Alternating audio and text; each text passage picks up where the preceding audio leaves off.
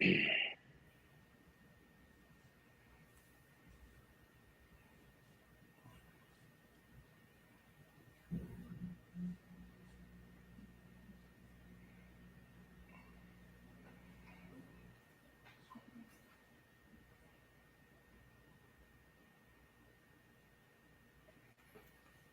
it.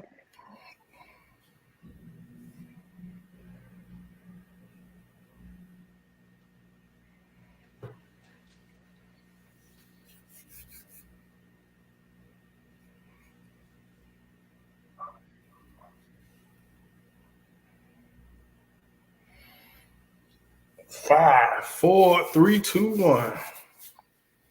Let's do it. Hey, what's going on, Dr. J, Pastor What's going J? on, bro? What's going on? Man, it's been so long. It's been a long time since we done got up on the screen together. I've been missing you, bro. Life gets in the way, but never so much so I'm too busy for you and what we do. As we continue to change lives and be a blessing to others. That's my sole purpose here on the earth, man. Being a benefit, being a blessing, right? Is better to give than it is to receive. And so I hate that we've been entangled. Let me say that. That we ain't been able to kick it. But man, I've been missing this. I've been missing our conversations and our dialogue because they're so organic, man, and just peel back different layers of different things and open up our eyes to a whole lot of different things. So this is one of my favorite times of the week, month, wherever, when we get to sit down and just conversate. Right. Listen, you was doing some important stuff though. You had your wife's birthday, so you got to celebrate that. Yes, sir. Yes, That's the sir. Her main birthday. supporter. That's the Yes, gift from sir. God. And then y'all celebrated your 19th wedding anniversary. 19 years, bro. I've been married to the same person. I tell a girl I ain't going nowhere. I've been with you for more than half my life. So that's all I know. I know her. And so we are fused together. Let me say that. We're fused together. 19 blissful years. Hasn't been easy, but it's always been rewarding. No, that's a blessing, man. Listen, that is encouraging for others. Man, I always love when I come to the church to get a chance to visit and see her right by your side. And man, my brother, you have a different smile when she be near your side. So Thank you, sir. Thank you. Yeah, man. I mean, yeah, she does it for me, man. She's my everything, and so at the end of the day, wouldn't have it no other way. Honestly, wouldn't have it any other way. It's not behind every good man. It's always beside every good man is a great woman. absolutely. We had a lot of wars and been fight over that woman that we feel like is our woman. So Make sure she the one from God and not the one you select. yeah, absolutely, man. Listen, I tell you, every time we do this show, afterwards. So I know it's power in us doing this because every time we do this show, boy, after the show, boy, the devil come and beat on me like a pinata, boy, and I be Oh like, man. whoo, Oh man. I be having to That's stay encouraged, man.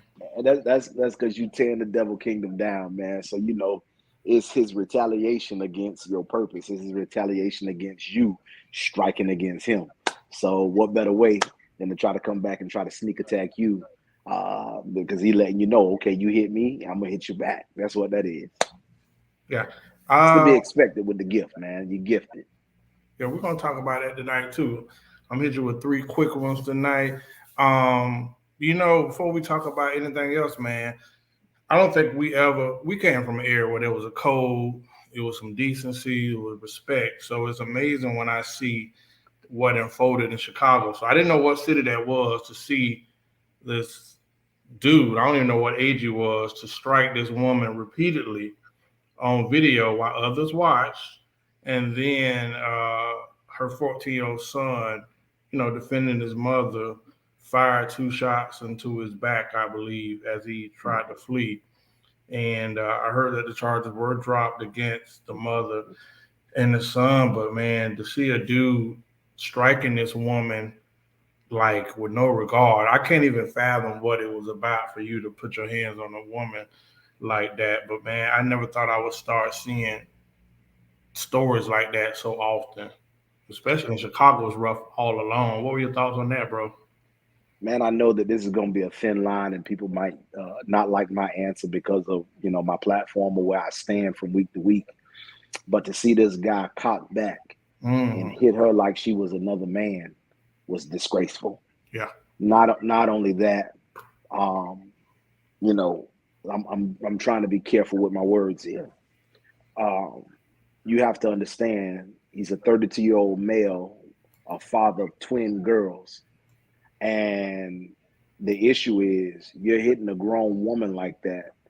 Before you make that decision, you have to ask yourself, with two young girls, would you want another male hitting your girls in the same manner? Mm-hmm. And again, we get out there in passion or the heat of the moment, but like you said, it's nothing that should have drawn you.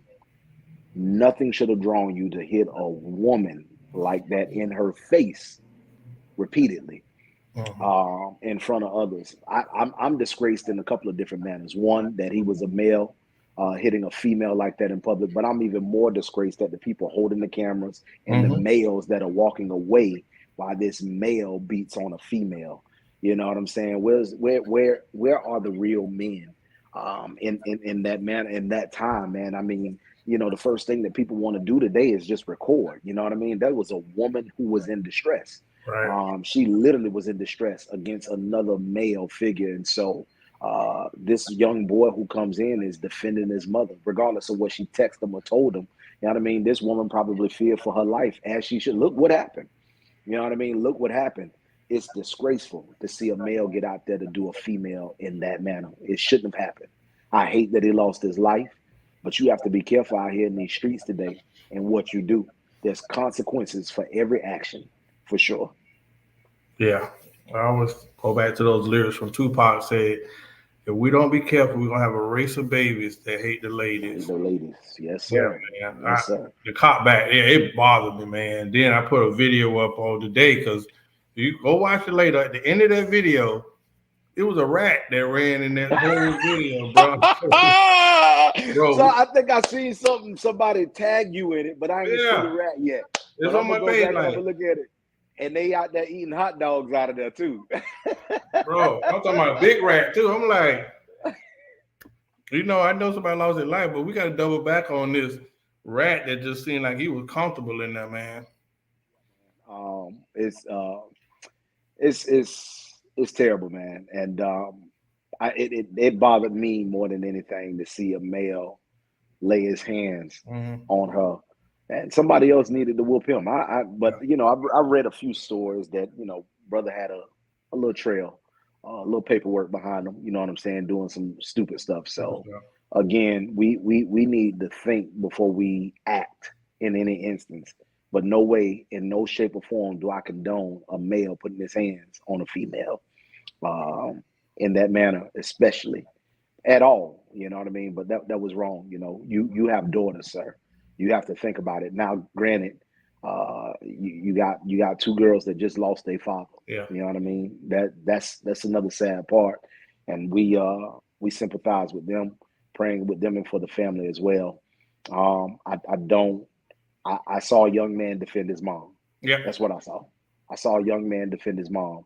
An honor roll student, as a matter of fact. If you did the history on him, so he wasn't a dummy. He's a smart young kid. But hey, man, I can imagine the terror that was on him for getting steel bracelets putting on his wrist after doing what he's doing. I'm sure his mind was trying to process everything that was going on. But at the end of the day, he may have reconciled within himself. I was helping my mom. What more can you do, man? What more can you do? Yeah. Um, again, and I'm trying to tread lightly, but you're talking about a 14-year-old versus a 32-year-old. What else was he gonna do? Fight him with his hands as well? He wasn't gonna do that. But again, nobody can tell you how to defend yourself, and now with our open carry down here, we may be seeing a lot more of this going around, and so we have to be careful about things that we do. You got crimes of passion that are happening all the time, especially with the road rage thing. We just Yeah, have to be careful. We have to be careful. yeah. Definitely praying for the young man. 14 is real early to have some trauma like that. That's not Yeah, nothing he gonna forget about overnight. You know, no matter the situation, taking a life, it's still gonna be mentally hard for a teenager to process, man. Yes, So sir. Yes, sir. Yes, sir. Um, it is. It is. It is. But unfortunate. It's a very unfortunate situation. Really was. yeah, we definitely got to have those conversations more. We've got so used to reading headlines and whatnot that sometimes we don't have those discussions, man. You know, No, even discussing them amongst ourselves. The Chicago is horrific, man. That is unreal, bro. I, Chicago is I unreal. already know. I already know. I already know, man. It's some chief demons up there, bro. Yeah. For real. For hmm real. Off the chain. Off the chain. Listen, I gotta tell you a story. The way I introduce it, man. Um, because I'm an open book. So I'm gonna get my notes from right here, man. So I gotta ask you, what's the connection between fasting and our walk with the Lord? Because I've dated women who believe in something. They say they're gonna do a fast. My mom, when they're in a place where we're gonna fast as a church, right? And I'm only asking this because before, I was going through I had a situation where I was dating somebody and I was into him, but I ain't really wasn't into him. I liked him, but I wasn't so until I lost him. Then I Mhm. was sad. I was heartbroken, man. And I went about 3 days without eating because my mind gone. Ooh. And then, and then I was like, man, I done went 3 days without eating. So I was like, you know Didn't what? even think about it, huh? Didn't even know, bro. Let me keep going. So I kept going. Went about 7 days. Then I started seeing myself get a little trim. Then 8 days, 9 days. I kept going with it, bro. But my mind was so clear, my thoughts were clear. And then probably at the 14th day, I started eating some fruit. I ate watermelon. So I went Mhm. about almost 31 days just eating watermelon every day, right? And the only Mhm. reason I probably stopped because people then started saying, "Boy, you done lost too much weight. Boy, something wrong with you. What's going on?" I'm like, "Boy, I need to lose weight, but now I lost the weight. Something wrong."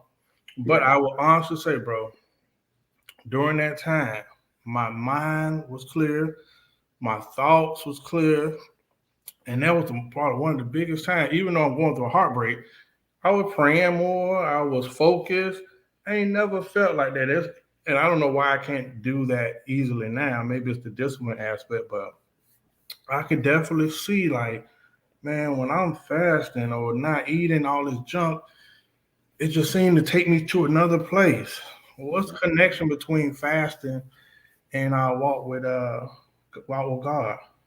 So when we look at the original Hebrew context of what fast is, it literally means to cover the mouth, Mm, right? Which means that we're not to consume. I know that today in 21st century and Western culture, what has happened is we have made all kind of different fasts, mm, which is I'm fasting from the TV. I'm fasting from my PlayStation. I'm fasting from the phone.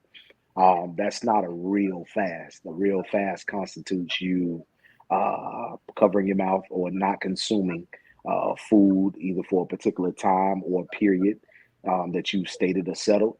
But what that does is you have to understand that when you do consume food, what it does is it feeds your flesh. When you deny your flesh of this stuff, it enhances your spirit.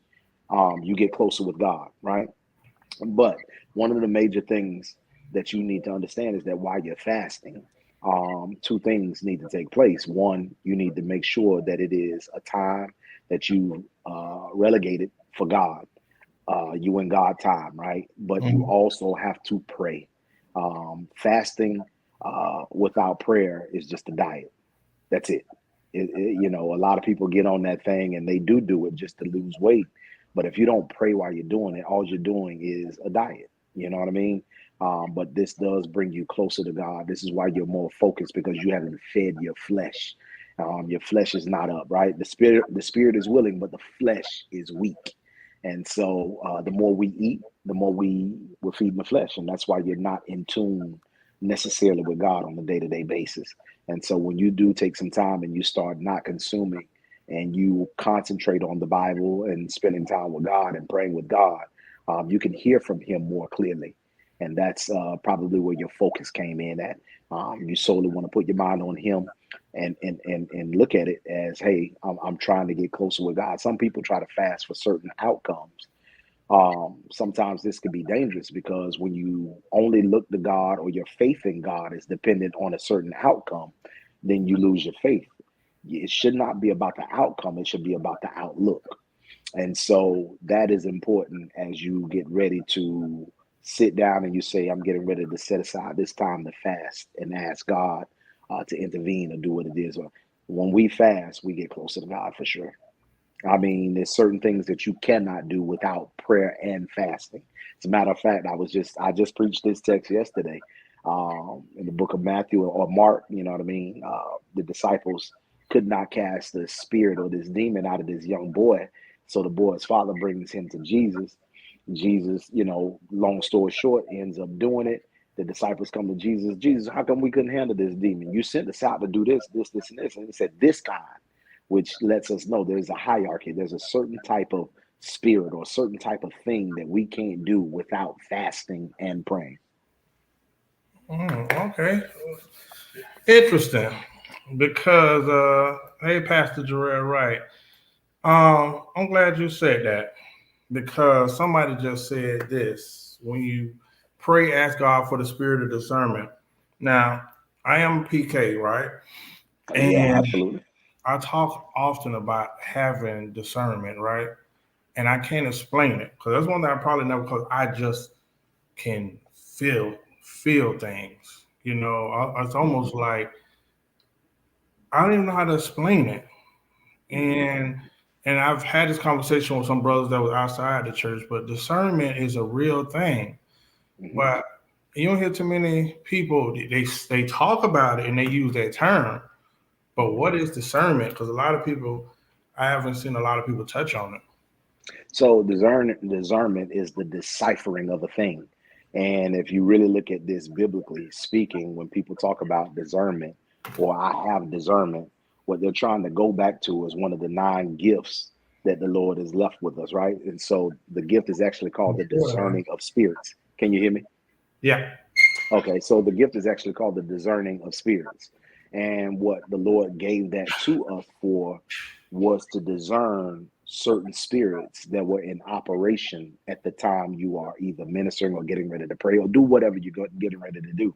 It works hand in hand with the other gifts, the word of wisdom, the word of knowledge, the working of miracles. It's a very powerful thing. And a lot of us are born with it. I think what we would call that in the natural is intuition, but God gives us a gift. And the discerning of spirits is you knowing what spirit is in operation at the time that you are getting ready to do whatever it is that you're doing. Okay. That's good. So, say for instance, most of us, we might go up to a person um, and they may tell us something, and it's a lie. um, and sometimes some people are so good that they can cover that thing up, spice it up, whatever, make it look, like a gourmet meal, and you might fall for it. A lot of times, though, your gift or some gifts that God have put in you, whether you're in the church or not, are still in operation. And so you can discern that that spirit is a lying spirit, if that makes sense. Mm-hmm. And so that goes for envy, jealousy, murder. It's different things that I've seen on the altar, and it's because God gives you the ability to discern certain spirits in operation at that particular Well. See, you flowing today, boy. I tell time. you, people don't know. People don't know, bro. Our conversations be flowing, Yes, and you sir. would hit. I mean, bro, that kind of encourages me as well. Cause I be like, okay. So again, you just talked about gifts. Yeah. You have people that are prophets. You have it's all kind of gifts Yes, sir. that some people have. I'm gonna ask you a basic question. When do I develop these gifts or find out I have these gifts, or do I cultivate these gifts once I get inside Christ? or do some of us have those gifts and it's, there, and it's our choice to assume how we will use them per se. Mhm. So let's be born. Let's be frank about this. Um, I am a gift. Mm-hmm. I have a gift, and I am gifted. Same thing about you. You are a gift. You have a gift, and you are gifted. The thing about that is the gifts and the calling come without repentance.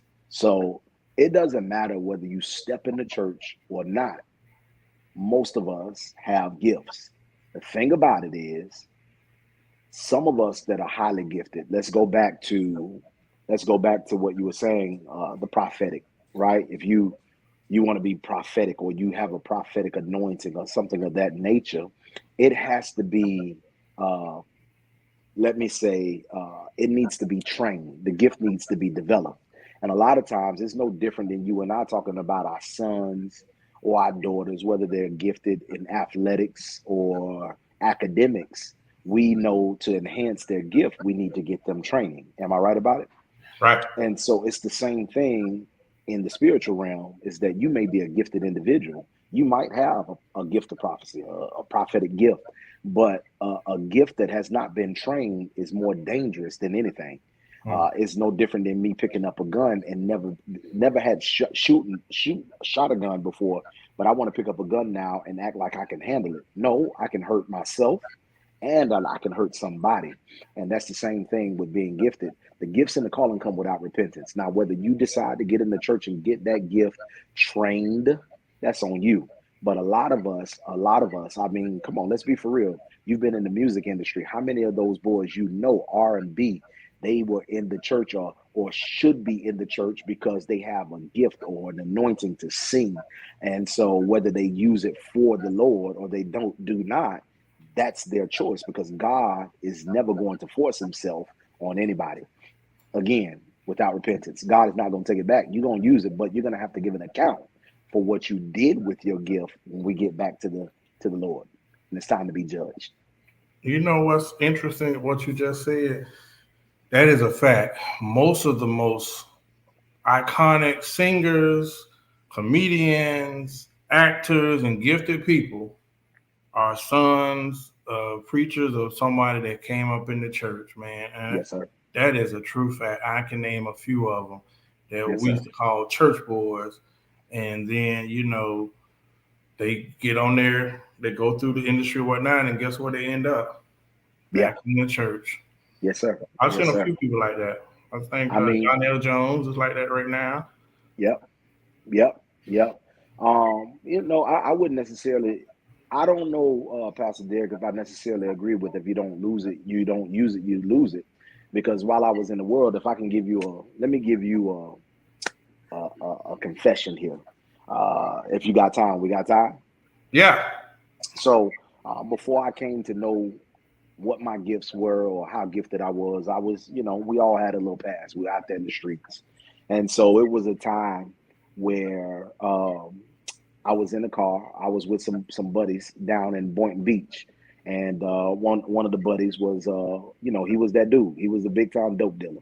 And he pulled one of his little buckets up in the yard where we were. I was in the backyard with another brother, and we were chilling. He pulled his car in the yard. The car was running, and we were just chilling in the backyard. Right? We came back out. The car was gone. Okay. Immediately he got hot. He was like, "Let's go back to the house. Let's go get the heat. Let's go find him." Right? This is before I'm in the church. This is before I'm saved. I gave my life to Christ. Anything. Right? So it was me, him, and another brother. We got in the car. We riding around Boynton looking for him. Listen to this. I just blurted it out my mouth. I was like, "Let's go up to Lake Worth. I bet they're in Lake Worth." We ride up to Lake Worth. Now we in an expedition, and we see that Honda riding around. So we chase him. We couldn't get him. Right? Found him a second time. Chased him. Couldn't get him. They in his Honda riding around in his car. We didn't call the cops or anything. So you know what Mhm. that means. You know Yeah. what that means, right? So we pull over to the gas station. My one brother, he said, "Man, let's go home. Right? Let's go home." Because we couldn't catch him, right? Twice we missed out on him. I'm at a gas station. And this is how the enemy plots on your life. The enemy tried to take me out early before my gift Yeah. was even developed. And so we had a gas station, and I was like, nah, man, they still here. We're gonna be able to get them. Lo and behold, we riding, and then we go around Lake Osborne, and we see these dudes. And Lake Osborne is a Yep. winding road, and we're in an expedition, and they're in a Honda, riding just like this, side by side. And one of the dudes, he took the heat out, and he shot in the door twice. Bah, bah. Lord knows this dude should have been dead. I mean, it literally went in the driver's door. I don't know why he wasn't dead. Wow. And listen to this now. This is before any of this popped off about me being a church dude, anything. And I said, hey, stop. He getting ready to crash. We just riding. I said, hey, stop. He getting ready to crash. He slowed the truck down.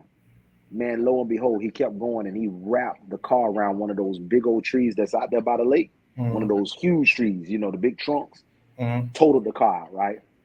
So we jumped out. Me and the dude whose car got stolen, we jumped out, and we went to go handle business. While the other guy, he went to go get rid of the evidence. You know what I'm saying? Yeah. And so we went, and man, we started whooping on these boys. They were badly hurt, damaged, everything, right? You could hear choppers already. You could hear people. One lady was like, stop, stop, stop. We whooping up on a dude, and she was like, stop. She walking a dog, stop, stop, stop. And I was like, nah, lady, watch this. This is me talking. He stole my car. That's what I'm saying, right? I'm Mm-hmm. enraged right now. He stole my car. And so we whooping this boy, man. And we got this. It was two of them. And so I don't know what happened. We could hear the cop cars coming in. And immediately the cop went to the other dude, put him in cuffs. I could have got away. But you know where we from. We had a code of loyalty, right? Yeah. So the cop comes to me, and he says, I was like, he was like, who shot the gun? Who shot the gun? I was like, man, I don't know. And so I could have got away. I could have walked away. And the cop said, you were with him? I was like, I could have said no. And I said, yeah. He put me in cuffs. We were in the back of a car. They were searching, diving, looking for the heat. My other dude came back. He got put in cuffs. We all in cars for 4 hours. They combing the place out, right? Man, the grace of God, sister. I called my old lady, told her that I was, getting ready to go to jail. Mm-hmm. You know what Florida law say, 10, 20 life, right? Yep. That's what it say. 10. 10, 20 life. We shot into a car. I do not know how this guy did not lose his life from them two bullets. I can see the bullet holes go into the door, and I seen where he was sitting, and I do not know how. It was the grace of God, honestly. Yeah.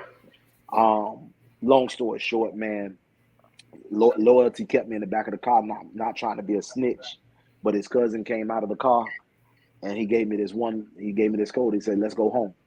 I knew what that meant. They wanted one person. That they wanted one person. They wanted who shot, but they only wanted him because they wanted to connect to what he did. You know what I'm saying? But I'm loyal to a fault. I wasn't saying nothing. And he got out. He was like, yo, let's go home.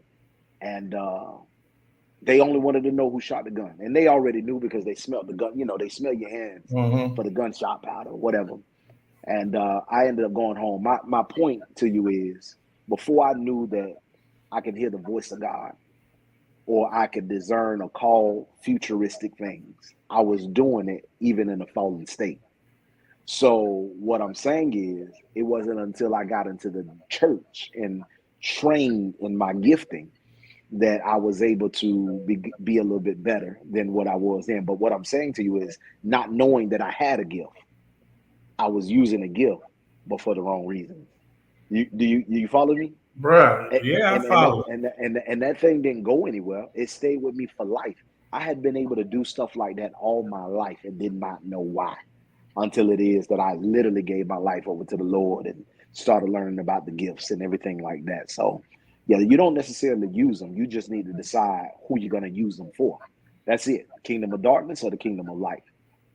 Yeah. Listen, I had a similar story. Well, I got a lot of stories, bro. I grew up on S. I grew up in Monroe Heights, bro. And you know what? We were trained to be that way, almost like pit bulls, like that cold, not snitching, the loyalty. And then in retrospect, bro, I see where how that thing kind of backfired on a lot of people. Like I Yeah, say, being loyal to a fault. And God grace covered me a lot of times, bro. I'm talking about from cars. Hey, listen, I'm riding a bicycle and I just happen to stop for a second for no reason. And 2 feet ahead of me, car accident, car go right past me, one go over my head.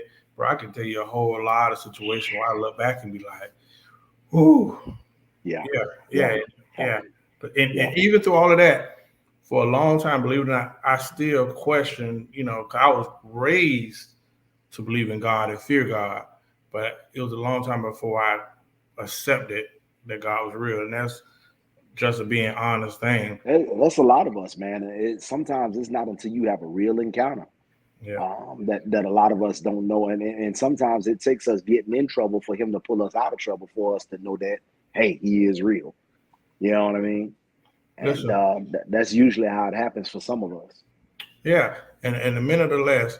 My my grandmother put me in a bad situation back then. She was dying of cancer. I didn't know what cancer was, but I know she was getting prayed for. She was taking her medicine, so I'm thinking she's gonna get healed. The day that she passed away, she collapsed at the house, and they didn't know what was going wrong with her. She told me not to tell anybody that she had cancer, so I stayed loyal to her fault. So when she was telling people to take her to the hospital, I didn't know what she was talking about.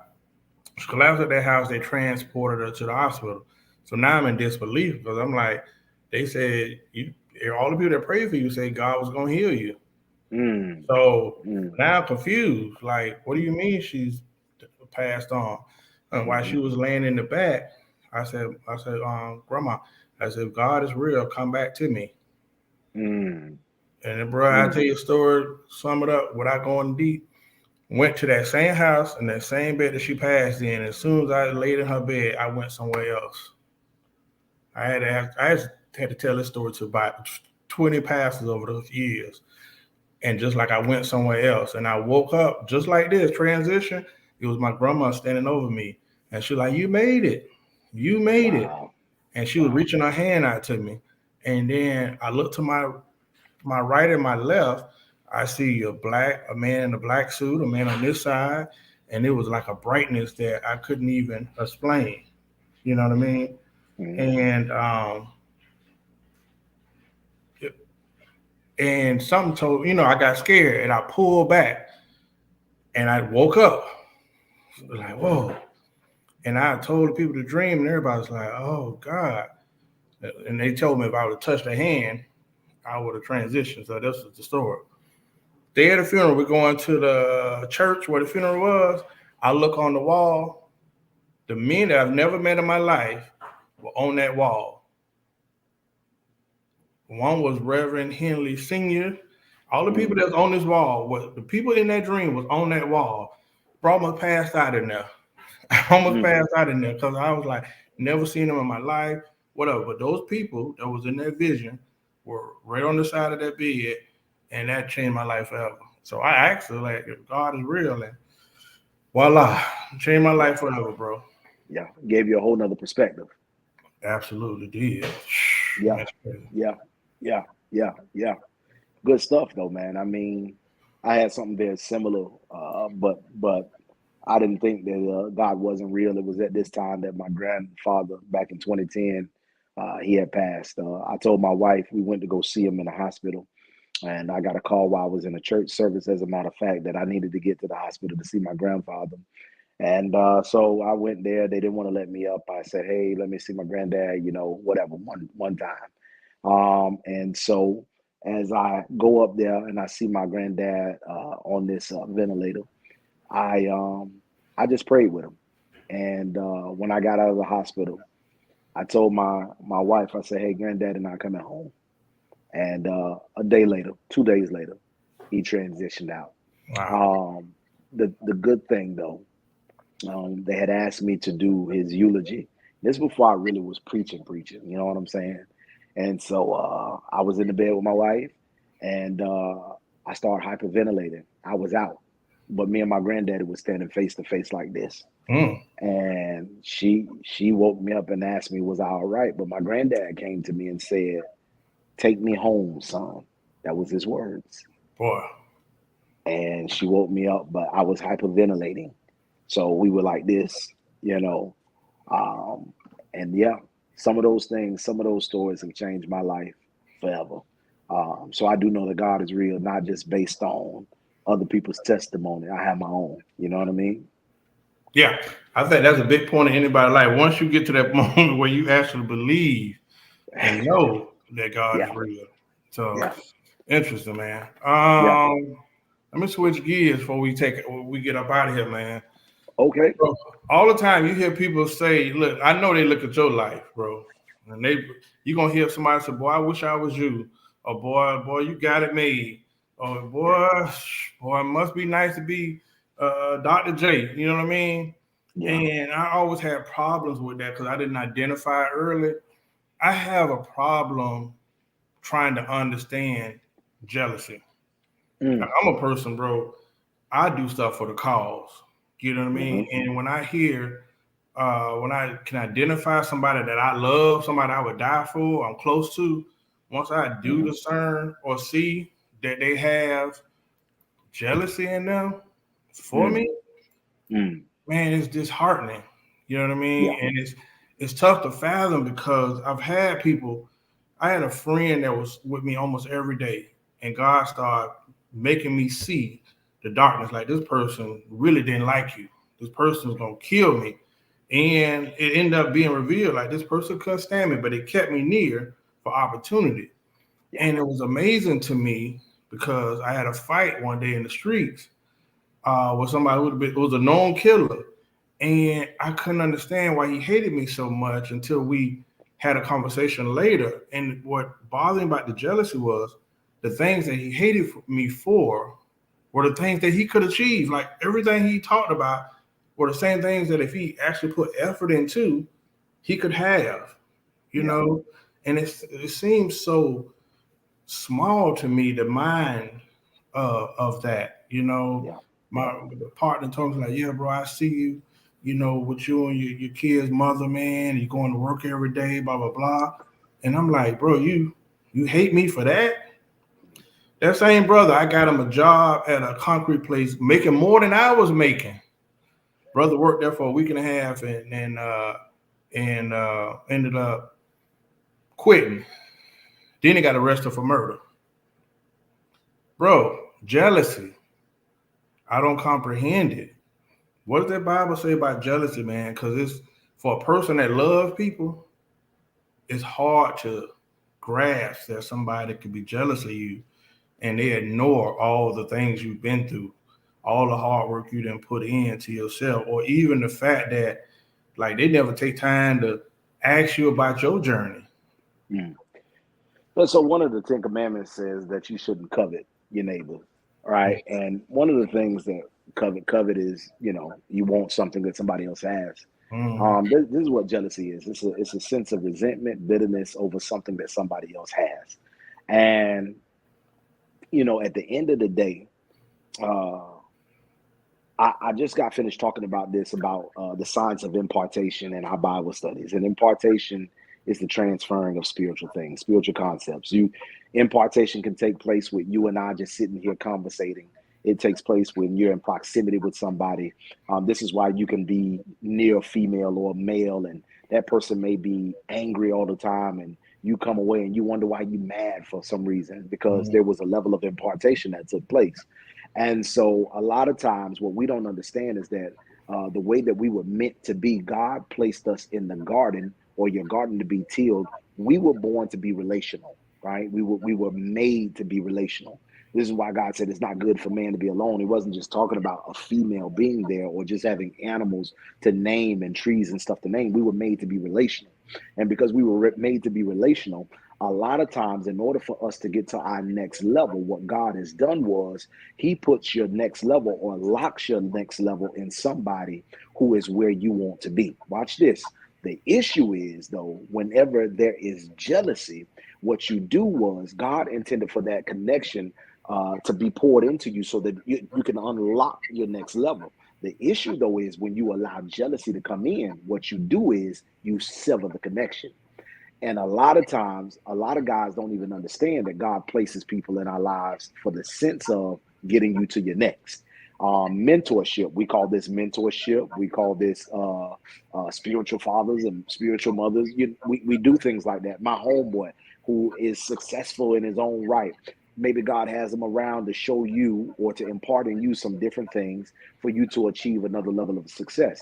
But when we allow that bitterness, that resentment to get into our lives for the fact that they have something that we don't have, we have to look at it in the sense as this. If God is on their street, he has my address. Are you hearing me? Mm-hmm. And that means if he did it for them, he can do it for me. The question is, do I have the patience to wait it out for when it's my turn? A lot of people don't understand it might be your time, but it might not be your turn. And there's a difference. And a lot of times we go in an untimely fashion, right? Or when it's not our turn, then we get premature blessings. And when premature blessings come, most of the time they are not permanent blessings. You get something that lasts for a moment because you forced it, you put your hand on it, and it wasn't what or how God had designed it to be. And so what happens is we get something in our hands and we easily use it. But a lot of times I've seen many people mess over relationships that God had designed for them to benefit from simply because they wanted what that person had, and a lot of times they disguise it. They disguise it as love, but usually, you know what I'm saying, you resent that person, you're bitter with that person because they have something that you do not have. I tell people all the time, no, you don't want what I have because I paid a price that a Mm-hmm. lot of people aren't willing to pay. You know what I mean? Stabbed in the back, betrayed, people walking out on you, family turning their backs on you. These are things that come with where you are in life at times. And don't get me wrong. Don't get me wrong. Envy is a very close line, but usually envy doesn't carry out you doing something negative like jealousy would. And so you have to be careful about being jealous of people, especially that God has assigned to your life for a particular season. That's the problem with a lot of us. We cannot discern who God has put in our life for us to get to our next. And oftentimes, because we covet what they have and we want to get there before the time is called, then we just push that stuff to the side. You don't know the work that that person put in. You don't know the sacrifice that that person put in. You don't know the sleepless nights that that person gave Mm-hmm. up. You don't know any of this stuff. You don't know what has happened in a person's life in order for them to achieve or have the things that they have. And so I know that a lot of people kind of, look at myself, my family, and oh, I like the way you dress. I hear that all the time in the street. I like the way you dress, or I like that, this what you got on, brother. I work hard for mine. You understand me? Mm-hmm. I nobody gave me anything, and the price for success is costly. It is costly. It'll cost you a lot of things. The question is, are you willing to sacrifice it? Brother, I always tell people, my shoes are my shoes. I ain't never wanted to wear anybody else's shoes. These are Yes, my sir. shoes. So I even Yes, hate sir. that statement. I wish I was in your shoes. No, these shoes were meant for me. For me, And yes, your sir. shoes could do the same thing. We got the same feet. And Yeah. even with the podcast, like people don't understand, bro, I'm up at 6 a.m. Come Hmm. on, and then Hmm. I'm six, and then I get off at this time, and then I'm going into a meeting, or I'm on a live, or I'm producing. I might go to sleep at 3. I'm probably running on 4 or 5 hours sleep sometime, and that's why I Hmm. say people see the output, but they don't know what I'm putting in to get to this harvest that I tend Yeah. to have time to time, and I just never understood that. And envy, yeah, envy. I think I heard somebody say like envy is worse because envy usually comes from that person near you. Well, I mean, envy is associated with green eyes, but you know what? Either which way, I've experienced so much of it up until this point in my life that it's a little bit easier now in this season of my life to kind of overlook that stuff because I've gone through it and did not know why. The thing about it was when I was a young kid, I used to have dreams all the time about dogs biting me, man. And it wasn't until I got older that I realized that dreams are symbolisms, right? That's Mm-hmm. God sometimes talking to you as well. Now, I didn't say all dreams. I didn't say that. But that's God talking to you as well. And man, it wasn't until I got older that we call dogs man's best friend. Yeah. And it wasn't until I got older that I realized the betrayal. God was showing me that it was coming before it got there. And every time I got bit by a dog in a dream, it was always a friend turning it back on me when I was a young boy. Every single time. Just stupid stuff, man. I want, running fast like you, or you got more girls than me, that kind of thing. You know what I'm saying? I'm like, dude, what are you doing? Mm-hmm. Like, yo, like for real. But betrayal, jealousy, envy, these are real bad things to have and can put you in a real tight spot because at the end of the day, you being jealous of somebody, all it does is keep you up at night. Mm-hmm. On the other hand, if I could give um, a hookup for somebody that has been experiencing jealousy here on the line, I'm gonna say it like this: don't hate your haters, because that's what we attach jealousy to, a hater, right? I'm gonna say this: don't hate your hater because they're the first in line to acknowledge that you're better than them. Are Wow. you hearing me? They're the first ones in line to say, you know what, that person better than me. At the end of the day, what they are saying is their jealousy is a sign that you have value and that you have worth. Let me say this to you that's experiencing all the jealousy. Live up to their expectation. Don't let them down. Man, listen, that was pretty much where I knew you was gonna go at, man. And I said this to you before, man. It ain't by coincidence, man, bro. You are a very special individual. One of the hardest Man, things thank in you, sir. life is us or people like yourself accepting and seeing, like, yeah, I might be a little.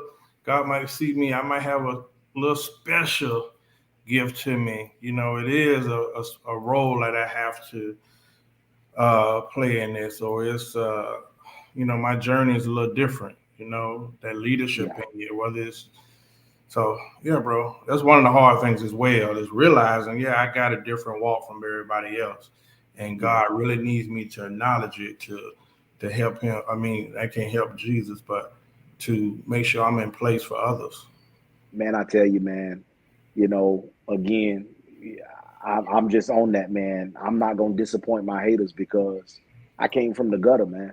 I came from 506 West First Street in the raw. I came from the gutter.